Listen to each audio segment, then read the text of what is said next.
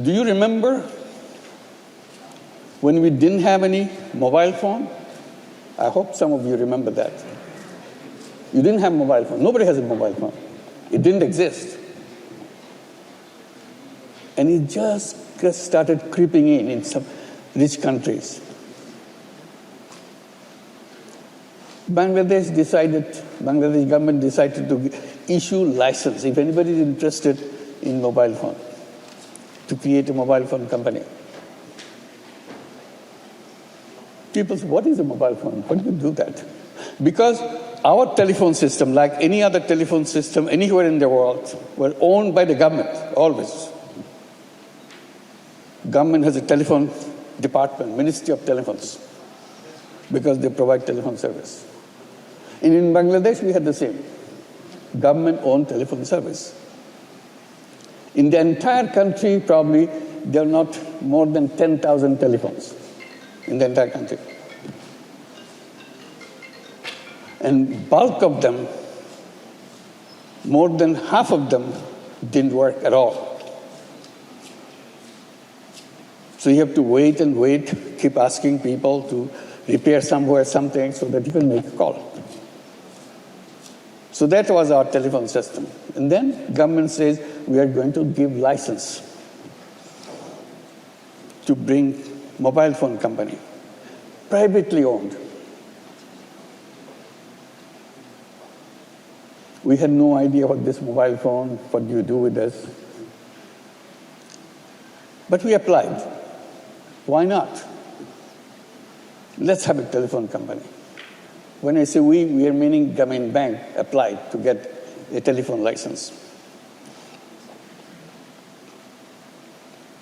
And government official asked, you are a bank for the poor women. Why do you need a license for a telephone? Then we very proudly say we want to bring telephone in the hands of poor women. It's a shocking thing to say. Still, the richest man in the country didn't get the telephone. You're saying you want to bring telephone in the hands of the poor women in the villages. They laughed. These guys are kidding. We said we are very serious. To catch us, they said, didn't you say your borrowers are illiterate? I said, yes, they are illiterate. Aha. If you give the telephone to those illiterate women, how are they going to dial it? They don't know the numbers. So we looked at the eyes of these government officials, answered them by saying, yes, these women are illiterate, but they're not stupid. They're very smart. If we can convince them, pushing these numbers, they can earn money. They will learn it very quickly. After all, there are only 10 numbers in the whole world. You cannot invent 11. Government officials didn't trust it. So they kept on asking questions. In the meantime, we didn't give up. We start talking to companies around the world who can help us to set up a telephone company, because we have no idea how to do that. Every company we approached in Europe, in USA, in Asia, they said no. You don't look like the kind of people who can run a telephone company. We didn't give up. Finally, it worked. We found someone who loved Grameen Bank in Norway. He happens to be the chairman of a telephone company in Norway. So I talked to him. He said, okay, we have a telephone company, we'll partner with you. If nobody else does it, we'll do it. Telenor of Norway. But the entire board of Telenor refused it. Their argument is, we never worked in Asia. We don't know what Asia is. We don't even know where Bangladesh is. We don't want to go and set up a company in Bangladesh. It's supposed to be a very poor country. And we are not familiar with that. Chairman was insistent.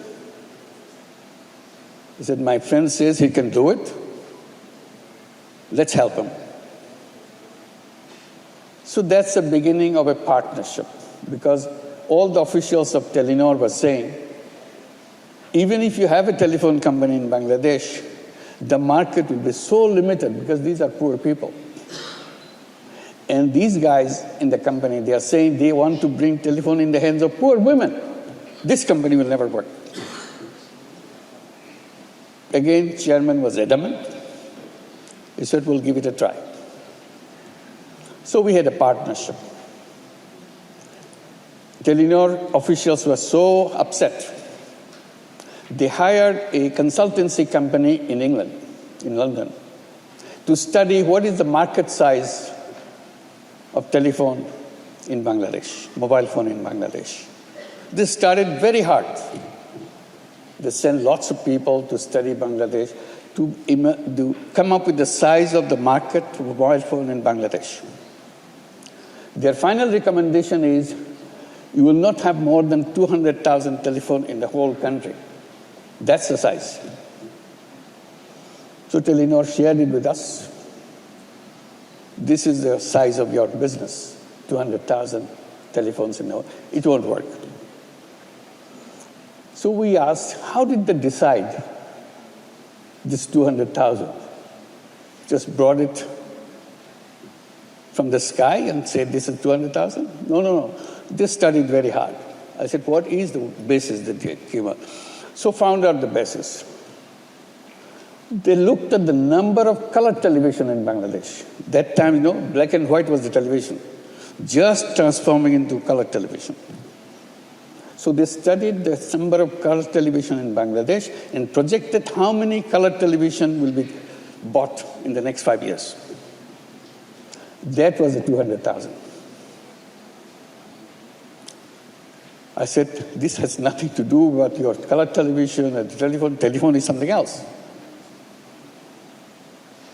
I said, at least there will be 2 million in 5 years. Everybody laughed.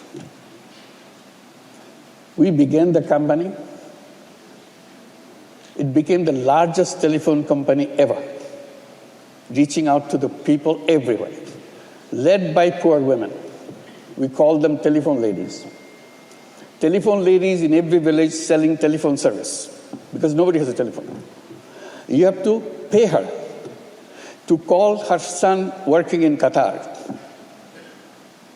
or Saudi or wherever they are working. It's a roaring business. Grameenphone, we call them Grameenphone. Grameenphone is still today is the largest telephone company in the country.